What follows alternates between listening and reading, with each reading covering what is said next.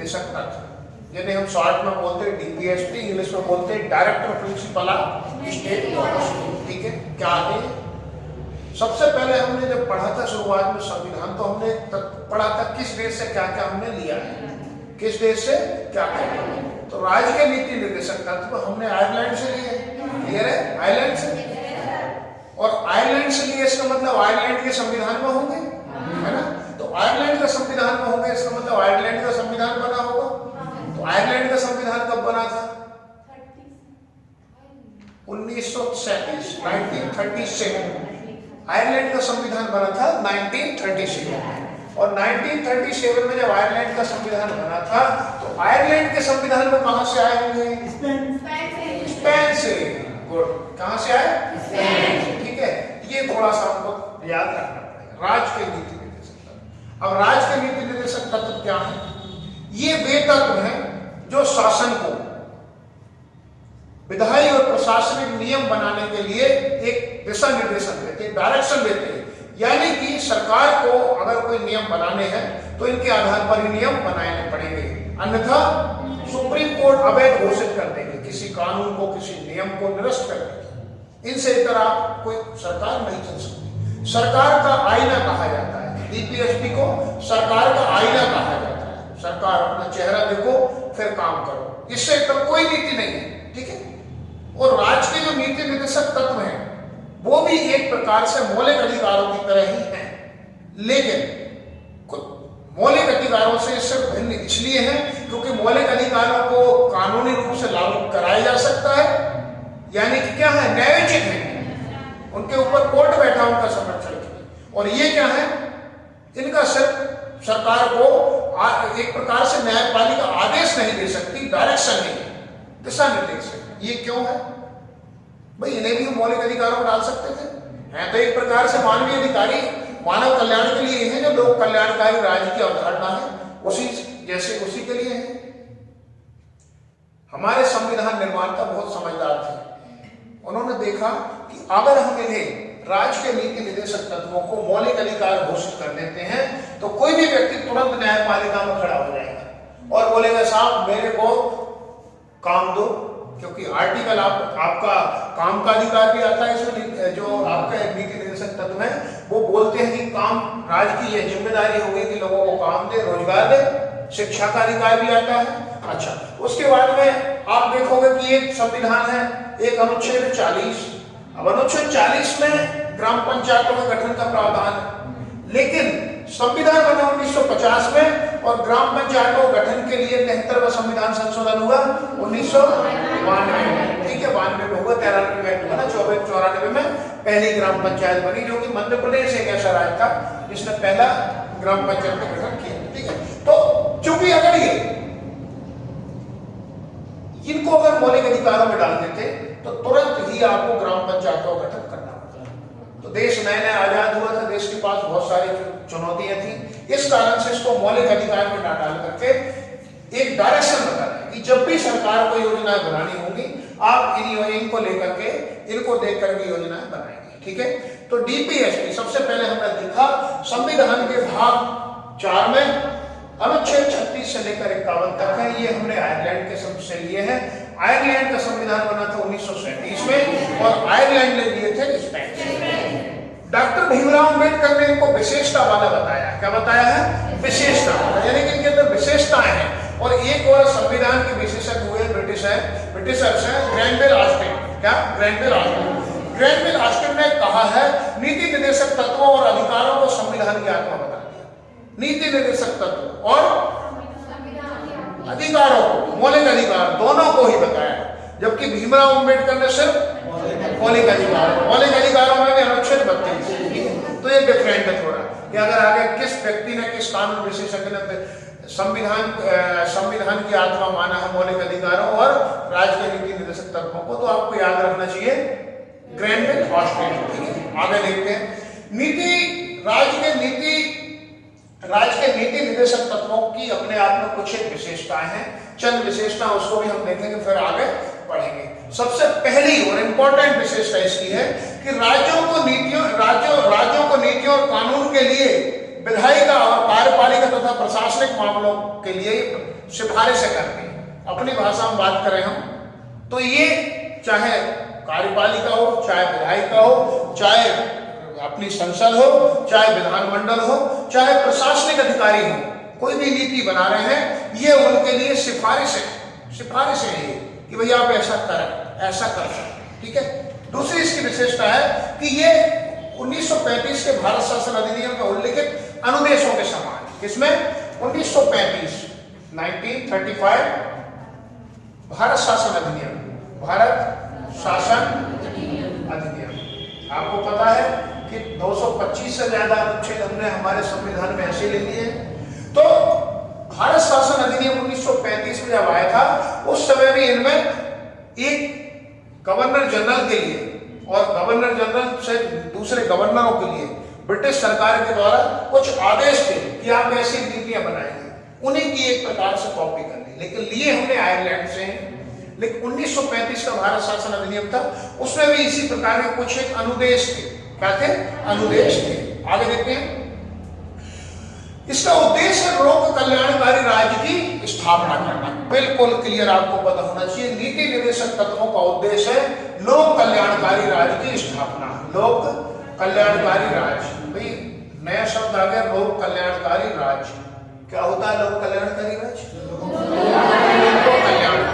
और लोगों का कल्याण कैसे करें? बहुत सारे रास्ते हैं, लेकिन हम सिर्फ 3 शब्द अगर आप बोल दोगे तो आपकी परिभाषा पूरी हो जाएगी। वो राज्य जो लोगों को सामाजिक, राजनीतिक एवं आर्थिक न्याय प्रदान करे, आर्थिक न्याय प्रदान करे, उसको बोलेंगे लोक कल्याणकारी राज्य। अब सामाजिक न्याय के अंदर आगे तो शिक्षा, स्वास्थ्य सब कुछ आ जाएगा।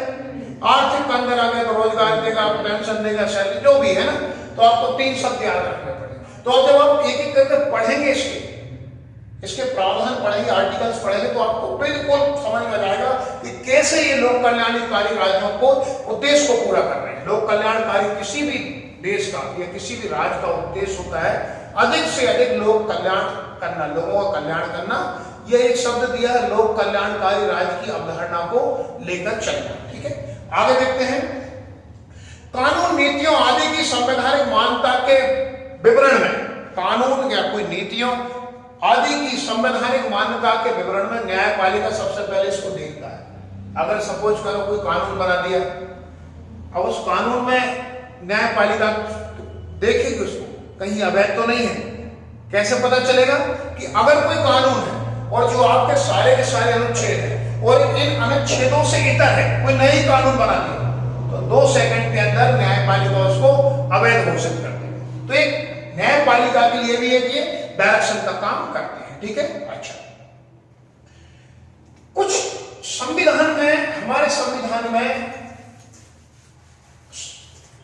या हम बोले कि राज्य के नीति निर्देशक तत्वों का हम कुछ वर्गीकरण कर सकते हैं। वर्गीकरण कर सकते हैं। वर्गीकरण का मतलब है अलग अलग आधार पर बांटते हैं। तो हमारे जो राज्य के नीति निर्देशक तत्व हैं, उनको हम 3 आधार पर उनका विभाजन कर सकते हैं। पहला है समाजवादी। कौन से? दूसरे हो जाते हैं गांधीवादी।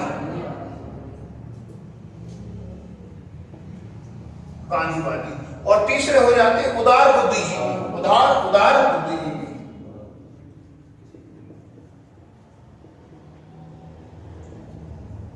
उदार बुद्धिजीवी यानी कि हमारे जो संविधान में 36 अनुच्छेद 36 से लेकर 51 तक जो अनुच्छेद है, वो कहीं ना कहीं आपको इन 3 सिद्धांतों से टकराते हुए मिलेंगे। जब हम एक एक करके देखेंगे तो ये अनुच्छेद आपको कहीं ना कहीं एक एक करके टकराते हुए दिखेंगे। आपको टकराते हुए एक एक करके देखेंगे। जैसे कि आप देखोगे, आपने सबसे पहले शब्द लिया एक समाजवादी। हमारे जो कितने आर्टिकल्स हैं, वो भारत में समाजवाद की दिशा में काम करने के लिए भारत को डायरेक्ट करते हैं। ठीक है। समाजवादी, आर्थिक, समाजवादी का मतलब क्या होता है? आर्थिक, राजनीतिक और सामाजिक न्याय प्रदान करे, उसको समाजवाद बोलेंगे। ठीक है। तो लोक कल्याणकारी राज्य की स्थापना, अनुच्छेद 38। ठीक है। अनुच्छेद 38 सीधा बोलता है लोक कल्याणकारी राज्य की स्थापना, यानी कि राज्य की जिम्मेदारी होगी कि लोक कल्याणकारी राज्य की स्थापना करे, लोगों को सामाजिक, आर्थिक, राजनीतिक न्याय प्रदान करे। किसको कर रहा है? समाजवादी। ठीक है। समाजवादी। आगे देखते हैं अनुच्छेद 39, ठीक है, इसी में कहा जाता है अनुच्छेद 39 राज्य सुरक्षा करेगा। क्या करेगा? राज्य सुरक्षा करेगा। किसकी? आम सभी नागरिकों के जीविका के लिए पर्याप्त साधनों का, यानी कि राज्य की जिम्मेदारी होगी कि सभी नागरिकों के लिए जीविका चलाने के लिए पर्याप्त साधन हो। जीविका चलाने के लिए नागरिकों को, कहां आ गया? समाजवाद, सभी नागरिक, सब आ गए समाजवाद। उसी का एक और क्लॉज है साधनों का समान वितरण। साधनों का समान वितरण, यानी कि यह सब नहीं होना चाहिए। राज्य की जिम्मेदारी होगी कि समस्त साधनों का समान वितरण होना चाहिए। अगर समान नहीं हुआ तो क्या है? समाजवाद नहीं रहा। हमने पढ़ा है समाजवाद का अर्थ क्या बोला था मैंने? सामाजिक, आर्थिक और राजनीतिक। तो क्या हो रहा है? राज्य की जिम्मेदारी होगी कि साधनों का समान वितरण करे, यानी कि सबको एक साथ वितरण मिले, सबको एक साथ हक मिले। अगला है धन का संकेंद्रण करना। राज्य की जिम्मेदारी होगी कि धन का संकेंद्रण करे। संकेंद्रण का मतलब है कि नहीं गिने चुने हाथों में केंद्रित ना हो धन, सबके पास थोड़ा थोड़ा होना चाहिए। यह राज्य की जिम्मेदारी होगी। पुरुष तथा स्त्रियों को समान काम के लिए समान वेतन, ठीक है। ये सारे प्रावधान आर्टिकल 39 के हैं। तो इसका आर्टिकल 38 और 39 ये समाजवाद वाले हैं, ठीक है। समान काम के लिए समान वेतन, आर्टिकल 39 में प्रावधान। एक और प्रावधान है आर्टिकल 39 में कर्मचारियों के लिए। इसके लिए कर्मचारियों के लिए स्वास्थ्य और सामर्थ्य अनुसार काम, यानी कि वो लोग कहीं काम कर रहे हैं तो उनके स्वास्थ्य और सामर्थ्य अनुसार। स्वास्थ्य मतलब ये नहीं कि बीमार आदमी उससे काम करा रहे हैं। दूसरा सामर्थ्य अनुसार। सामर्थ्य का मतलब क्या है? अगर बुजुर्ग है, शारीरिक रूप से कमजोर है, आप उसको बोले दिए जा तू फैक्ट्री में काम कर, रेत की बोरी उठा, सीमेंट की बोरी उठा, नहीं। ये राज्य की जिम्मेदारी होगी कि स्वास्थ्य और सामर्थ्य अनुसार काम कराए। और बाल श्रम से संरक्षण। किससे? बाल श्रम से संरक्षण। इसी का एक क्लॉज और है, बालकों का स्वास्थ्य तथा विकास के अवसर प्रदान करें। बालकों को उचित स्वास्थ्य और विकास के अवसर प्रदान करें। तो ये आपके अनुच्छेद 38 और 39 दोनों में दोनों समाजवाद की तरफ है, ठीक है। अगला देखते हैं अनुच्छेद 1 और मैं जोड़ दिया था 42वें संविधान संशोधन के द्वारा। कब? 42वां संविधान संशोधन 1976। इसमें एक क्लॉज जोड़ा था, इसको याद रखना, 39 का या 39A ये जोड़ा था, ठीक है। ये क्या बोलता है? ये बोलता है समान न्याय एवं गरीबों को निःशुल्क विधिक सहायता। समान न्याय एवं गरीबों को विधिक सहायता। समान न्याय कहां आ गया? समाजवाद में आ गया। हम क्या पढ़ रहे हैं? हम देख रहे हैं कि जो डीपीएसपी हमारे राज्य के नीति निर्देशक तत्व हैं, इनका वर्गीकरण तो हमने देखा कि समाजवाद, गांधीवाद और आधारवाद, यानी कि इसमें जो 16-17 जो जितने भी आर्टिकल्स हैं कहीं ना कहीं इन तीन सिद्धांतों के इर्द गिर्द घूमते रहते हैं, ठीक है। 39 का क्या बोल रहा है? समान नागरिकों के लिए निःशुल्क कानूनी सहायता एवं समान न्याय, समाजवाद, ठीक है। आगे देखते हैं अनुच्छेद 41, वो भी समाजवाद की तरफ है। कौन सा? 41। अनुच्छेद 41 बोलता है काम, शिक्षा, क्या? काम, शिक्षा तथा बेरोजगारी और बुढ़ापे, बीमारी और निरुक्तता की दशाओं में राज्य की जिम्मेदारी होगी कि लोगों की सहायता करे। किसके लिए? काम यानी रोजगार, शिक्षा यानी शिक्षा मुहैया कराए, और बुढ़ापा, बेरोजगारी यानी कि वो व्यक्ति जो बुजुर्ग हो गया, अपंग हो गया, उसके लिए लोग सहायता दें। कौन बोल रहा है? अनुच्छेद 41। समाजवाद कहां हिट कर रहा है? समाजवाद क्या है, ठीक है, समाजवाद पे। तो आप देखोगे कि एक अभी कुछ समय पहले ही वृद्धावस्था पेंशन बहुत समय से चली आ रही है, और भी नई नई योजना सरकार बना रही है, इन्हीं के आधार पर बना रही है। अगर आपसे पूछ ले घुमा फिर आके कैसे भी कि प्रधानमंत्री एक वय बंधन योजना थी, ऐसी कुछ थी बुजुर्ग के लिए वय बंधन योजना, उसमें क्या होता है? पेंशन मिलती बुजुर्गों के लिए। तो अगर वय बंधन योजना है उसका संबंध किस अनुच्छेद से? आर्टिकल 41 बोल रहा है कि सरकार की जिम्मेदारी होगी कि बुजुर्गों के लिए, अपंगों के लिए, बेरोजगारों के लिए, अशिक्षित लोगों के लिए शिक्षा प्रदान करें, ठीक है। आगे देखते हैं अनुच्छेद 42, ठीक है। अनुच्छेद 41, 42 और 43 ये तीनों के तीनों आपके समाजवाद से जुड़ते हैं। 41, 42, 43। 41 हो गया, 42 बोलता काम में मानवोचित दशाएं। कौन सी? काम में मानवोचित दशाओं और न्याय संगत दशाओं एवं प्रसूति सहायता। काम में मानवोचित दशाएं मतलब ये मानवोचित दशाएं मतलब क्या है कि काम तो दे रहा है लेकिन इसका ये मतलब नहीं है कि बोल दिया जाओ भाई आपके बीच में घुस के काम करो, नहीं। ऐसी दशाएं पैदा करे जो राज्य के लिए, ऐसी दशाएं पैदा करे जो मानव के लिए उचित हो। राज्य की जिम्मेदारी होगी कि काम की मानवोचित दशाएं प्रदान करे, न्याय संगत काम कराए और प्रसूति सहायता यानी कि गर्भवती महिलाओं के लिए सहायता प्रदान करे। कहाँ आ गया? समाज में, क्योंकि काम मानवोचित दशा, प्रसूति सहायता, ठीक है। अच्छा, अनुच्छेद 43 निर्वाह मजदूरी, जीवन निर्वाह मजदूरी, शिष्ट जीवन स्तर तथा सामाजिक और सांस्कृतिक अवसर प्रदान करें। अनुच्छेद 43 बोलता है, क्या बोल रहा है? निर्वाह मजदूरी। अब निर्वाह मजदूरी नया शब्द है, क्या समझते हैं आप निर्वाह मजदूरी से? नहीं, निर्वाह मजदूरी से तात्पर्य है कि आप सिर्फ पेट अकेला ना भरें, आपको इतना मजदूरी दें, इतना काम दें कि वो एक आवास की व्यवस्था करा ले, शिक्षा की, अपने बच्चों को शिक्षा भी दे दे, भोजन भी दे दे, तन पर कपड़े भी हो, समझ रहे, और प्रतिष्ठा पूर्वक अपना जीवन जी सके। ये राज्य की जिम्मेदारी है। क्या? निर्वाह मजदूरी, शिष्ट जीवन स्तर तथा सामाजिक और आर्थिक अवसर, सामाजिक और आर्थिक अवसर, ये राज्य की जिम्मेदारी है। तो 41, 42, 43 कहां जा रहे हैं? समाजवाद, ठीक है, समाजवाद की तरफ। एक और इसका आर्टिकल है 43 का, 43 का, ये भी 42वें संविधान संशोधन 1976, 43 का कब जोड़ा गया? 42वां संविधान संशोधन 1976, इंदिरा गांधी जोड़ के गई इसको। इसमें क्या लिखवा दिया उन्होंने? उद्योगों के प्रबंध में कामगारों के भाग लेने के लिए कदम, यानी कि राज्य की यह जिम्मेदारी होगी कि जो कामगार हैं, जो लोग काम करते उद्योगों में, उनका भी कहीं ना कहीं प्रबंध में, उनके प्रबंध में, मैनेजमेंट में हिस्सेदारी होना चाहिए।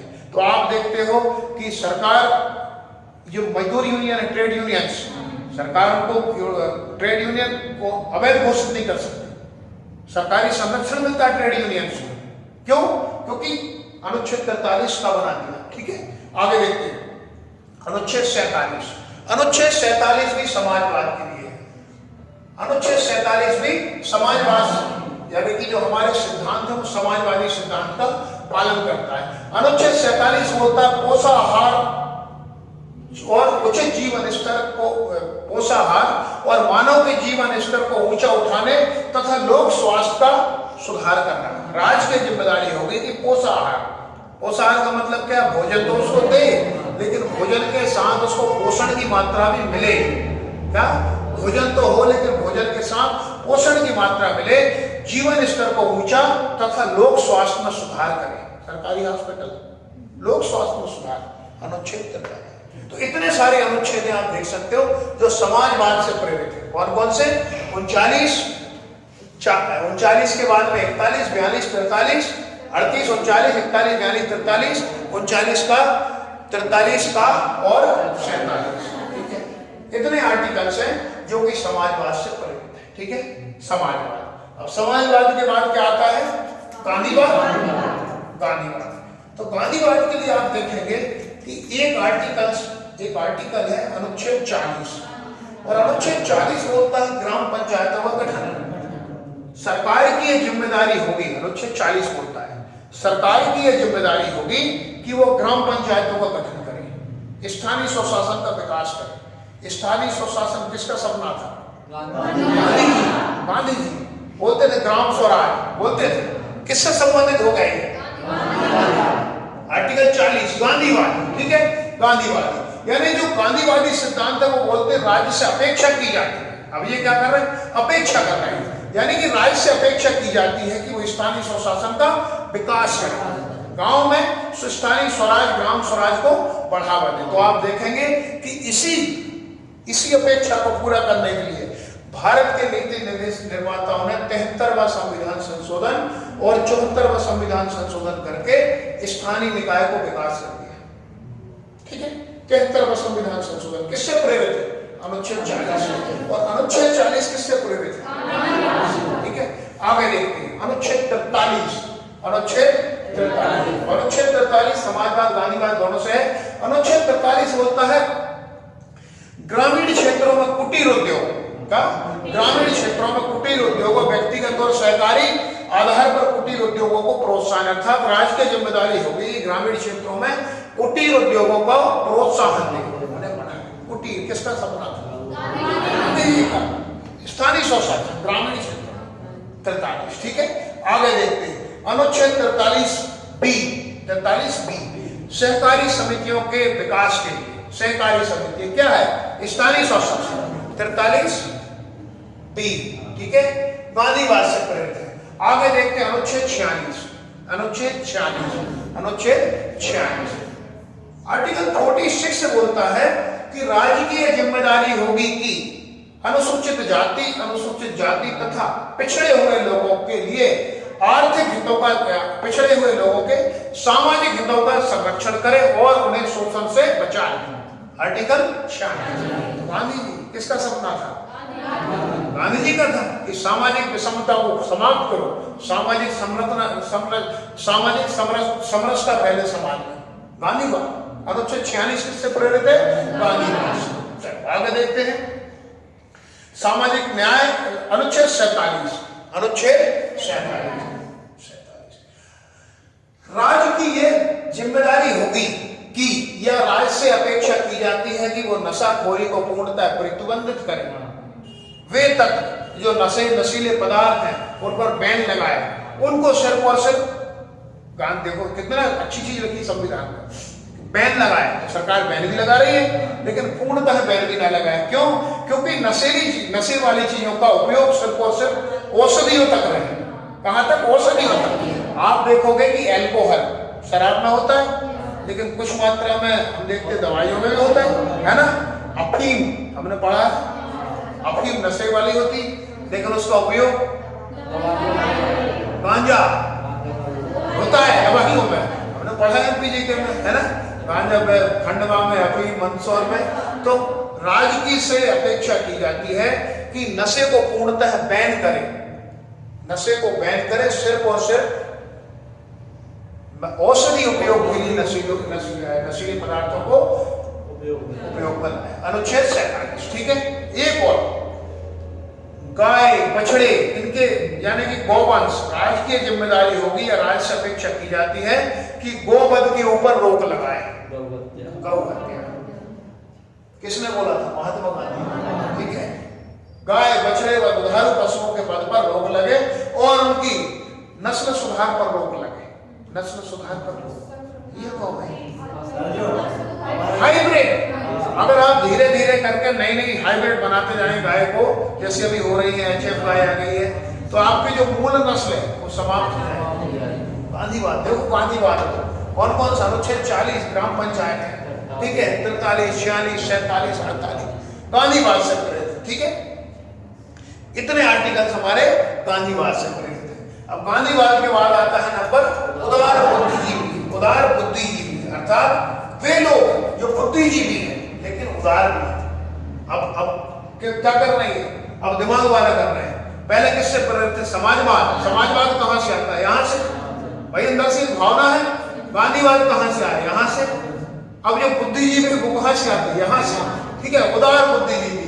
ठीक है, वो क्या बोलते हैं? उदार बुद्धिजीवी राज्य को निर्देश देते हैं। गांधी जी क्या कर रहे हैं? अपेक्षा कर रहे हैं और बुद्धिजीवी निर्देश दे रहे हैं। अनुच्छेद 44 समान नागरिक संहिता, यानी कि राज्य की यह जिम्मेदारी हो गई कि देश के अंदर समान नागरिक संहिता को लागू करें। क्या है? समान है? नहीं है समान कानून। क्यों नहीं है?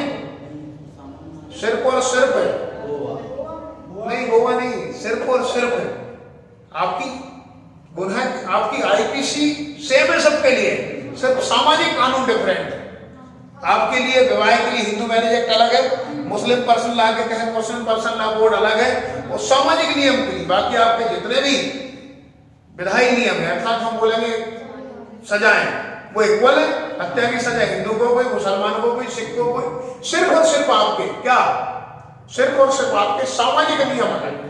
और इस पर बहुत विवाद है। एक आया था शाहबानो केस, ठीक है, शाहबानो कहानी पता है? हाँ, एक आया था शाहबानो और अभी एक और आया था जस्ट अभी 2017, उसी के कारण तो 3 तलाक बना, सौराबानो ऐसा कुछ, शायराबानो, एक शाहबानो है, दूसरा शायराबानो। शायराबानो केस आया था राजीव गांधी के समय में। क्या था ये शायराबानो? आपको हंसी आएगी शायराबानो केस सुनते। एक महिला थी जिसका नाम था शायराबानो, उसकी उम्र थी 68 साल। उस 68 साल की महिला के 5-6 बच्चे थे और उसके पति ने उसको तलाक दे दिया। और तलाक के बाद बोला कि एक शब्द होता है कुरान मतलब मुस्लिम भाषा में, उस शब्द को मैं बोल नहीं पा रहा, बस कुल मिला के ये है, उसकी 3 माह की अवधि मानी जाती है। यानी तलाक के उसमें लिखा है क्लियर कि हाँ, तलाक की 3 महीने के अवधि तक ही सिर्फ ऐतल की अवधि तक, ठीक है, हाँ, मतलब 3 माह की अवधि होती है, वो सिर्फ और सिर्फ 3 माह की अवधि तक ही गुजारा भत्ता मिलेगा। बस क्या मिलेगा? गुजारा भत्ता। अब आप देखो इस चीज को, एक महिला है जिसकी उम्र 68 साल है, उसको तलाक दे दिया उसके पति ने, उसके 4-5 बच्चे हैं और उसको बोला गया कि बुढ़ापे में से तेरे को गुजारा भत्ता दूंगा 3 माह के लिए और तू मेरे घर से निकल। जबकि जो पति था वो अच्छा माना हुआ वकील था और शायद मध्य प्रदेश भी था वो, ठीक है, इंदौर का था, है ना, हाँ, ठीक है। तो उस महिला ने क्या किया? वो चली गई न्यायपालिका, समझ रहे हैं भारत की, वो चली गई न्यायपालिका। अब न्यायपालिका में उसने केस कर दिया। केस करने के बाद न्यायालय ने बोला कि नहीं ये तो गलत है, न्यायपालिका ने बोला ये तो गलत है, आपको उसको गुजारा भत्ता देना पड़ेगा। तो भाई न्यायपालिका ने इसको कैंसिल कर दिया, 3 तलाक। कैंसिल मतलब कि इसको बोला कि नहीं गुजारा भत्ता देना पड़ेगा। तो जितने भी मुस्लिम बुद्धिजीवी लोग थे उन्होंने सरकार के ऊपर प्रेशर डाला और सरकार ने दबाव में आकर 1986 में राजीव गांधी ने एक नया संविधान में मतलब नई चीज लिख दी कि 3 तलाक वैध है, ठीक है।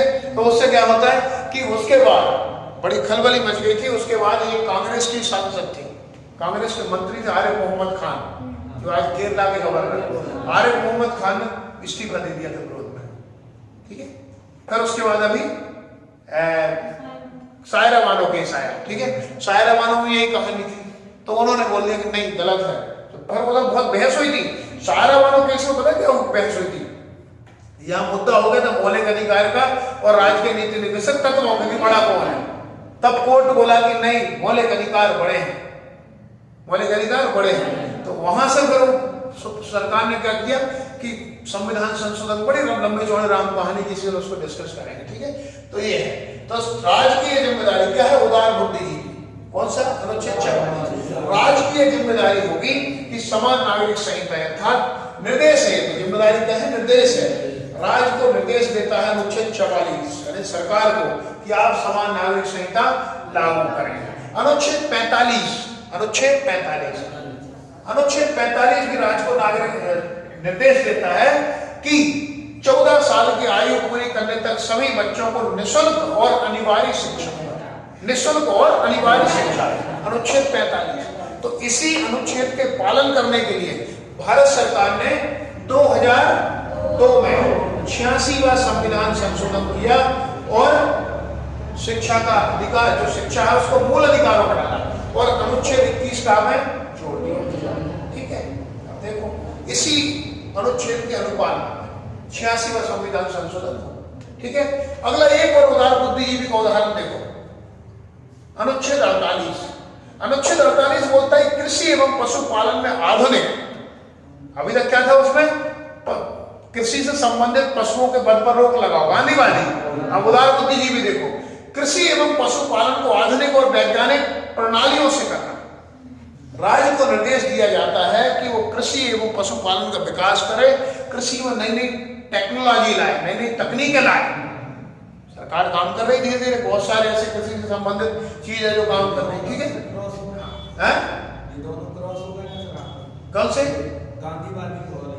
हाँ, तो कोई आर्टिकल्स देखो अलग अलग प्रावधान हो जाते हैं ना। जैसे एक इसमें 48 में 2-3 प्रावधान हो गए, राज्य की जिम्मेदारी होगी गौ हत्या पर रोक लगाए, बछड़ों के वध पर रोक लगाए। क्यों? क्योंकि बछड़े किससे जुड़े? खेती से। बैल बनेंगे वो। गांधी के जमाने में तो बैल वही होते थे, बछड़े, ट्रैक्टर तो थे नहीं, तो वो गांधी बात। अब दूसरे उसमें क्लास एक प्रावधान दूसरा दे दिया कि सरकार की जिम्मेदारी होगी कृषि में नई नई टेक्निक लेके आए। ये किससे हो गया? ट्रैक्टर मतलब तकनीक यानी बुद्धिजीवी। बुद्धिजीवी जो हम वर्गीकरण पढ़ रहे हैं एक एक आर्टिकल करने, तो क्या हो गया? बुद्धिजीवी वर्ग का। ठीक है, अच्छा, एक और 76वें संविधान संशोधन में बुद्धिजीवी यानी कि उदार बुद्धिजीवी वाला एक प्रावधान और जोड़ा गया, अनुच्छेद 48 का। अनुच्छेद 48 का बोलता है कि शासन की राज्य की जिम्मेदारी होगी कि पर्यावरण का संरक्षण करें। पर्यावरण का संरक्षण कौन बोल रहा है? अनुच्छेद 48 का। और इसे भी 42वां संविधान संशोधन 1976 के द्वारा जोड़ा गया। ठीक है, अच्छा, आगे देखते हैं। तो आप देखोगे कि इन्हीं की अनुपालना में वन्य जीव अधिनियम और बहुत सारे जंगल से संबंधित नियम बना दिए, फिर पर्यावरण के संरक्षण के लिए एनजीटी बना दिया। ठीक है, तो सरकार जो भी काम बनाएगी, हमने पहले ही पढ़ा है ना कि राज्य के नीति निर्देशक तत्वों की विशेषता है कि सरकार को नीतियां बनाने के लिए रास्ता दिखाती है और न्यायपालिका को विवरण बताती है कि भैया जो कानून बन रहे हैं वैध है कि अवैध। न्यायपालिका इन्हीं का रेफरेंस लेती है। अगला आर्टिकल और वो है उदार बुद्धिजीवी का उदाहरण। देखो अब आर्टिकल 49, क्या? आर्टिकल 49। आर्टिकल 49 बोलता है राष्ट्रीय महत्व के स्मारकों, राष्ट्रीय महत्व के स्मारकों और स्थानों का संरक्षण करें। अर्थात जैसे आपका ताजमहल, अब आपको पता है ताजमहल को बचाने के लिए उत्तर प्रदेश सरकार ने 2007 में 100 करोड़ रुपए खर्च किए। बहन जी ने घोटाला कर दी, मायावती ने उसमें ताज कॉरिडोर घोटाला सुना किसी ने? ताजमहल की जो पीछे की दीवार है उसके पीछे से यमुना नदी बहती है। तो एक एएसआई वाली है, एएसआई क्या है? Archaeological department of India. ठीक है, वो गए और उन्होंने जाकर के जांच की कि बोले भैया ताजमहल को ये यमुना से नमी की हवाएं आ रही हैं, ये हवाएं ताजमहल को नुकसान पहुंचा रही हैं। तो ताजमहल को बचाना तो क्या करो, 100 फीट ऊंची दीवार बना दो ताकि वो हवाएं सिर्फ दीवार से टकराएं और ऊपर से निकल जाए, ताजमहल से ना टकराए। परमिशन मिल गई दीवार बनाने, पर वहां सरकार ने अपना काम जो करना था किया, मगर किसको? आर्टिकल 49, समझ रहे नहीं? नहीं तो 2 महीने में उसको अवैध घोषित कर देती न्यायपालिका। आर्टिकल 49 बोलता है राज्य की जिम्मेदारी होगी कि राष्ट्रीय महत्व के स्मारकों एवं स्थानों को संरक्षण दे, संरक्षित करे। ऐसे ही आर्टिकल 50, अनुच्छेद 50, वो भी उदार बुद्धिजीवी कैटेगरी में उसको डाल सकते हैं। वो क्या है? राज्य की लोक सेवाओं में, राज्य की लोक सेवाओं में न्यायपालिका को कार्यपालिका से पृथक करना, न्यायपालिका और कार्यपालिका को पृथक करना। किसमें? राज्य की लोक सेवा। यानी कि एक व्यक्ति जो काम कर रहा है तो वो काम ही काम करेगा, दूसरा व्यक्ति न्याय का काम करेगा। पृथक क्यों करेगा? क्योंकि दोनों एक दूसरे के ऊपर क्या करते? कार्यपालिका के ऊपर न्यायपालिका प्रेशर डालती, न्यायपालिका के ऊपर कार्यपालिका, तो दोनों को पृथक रखना बहुत जरूरी है। ये भी एक हम उदार बुद्धिजीवी वर्ग की कैटेगरी में इसमें डाल सकते हैं। अगला अनुच्छेद 51, आर्टिकल 51 बोलता है हमारी विदेश नीति पूरी की पूरी आर्टिकल 51 से प्रभावित। जैसे हमने बोला ना कि जैसे संविधान की आप प्रस्तावना पढ़ते हैं तो पूरे पूरे संविधान को समझ जाओगे। अगर आपको संविधान को समझना, संविधान के पास आप प्रस्तावना पढ़ लो, ठीक है। ऐसे ही आर्टिकल 51 जो है आपकी विदेश नीति को प्रभावित करता है। क्या? अंतरराष्ट्रीय शांति की कामना। राज्य की जिम्मेदारी होगी कि अंतरराष्ट्रीय शांति सुरक्षा में अभिवृद्धि करें, अंतरराष्ट्रीय सुरक्षा में अभिवृद्धि करे, शांति की स्थापना करे, राज्यों के बीच न्यायपूर्ण और सम्मानपूर्ण संबंधों को बनाए। मतलब राज्य का मतलब क्या है? राजनीति में देश, ठीक है।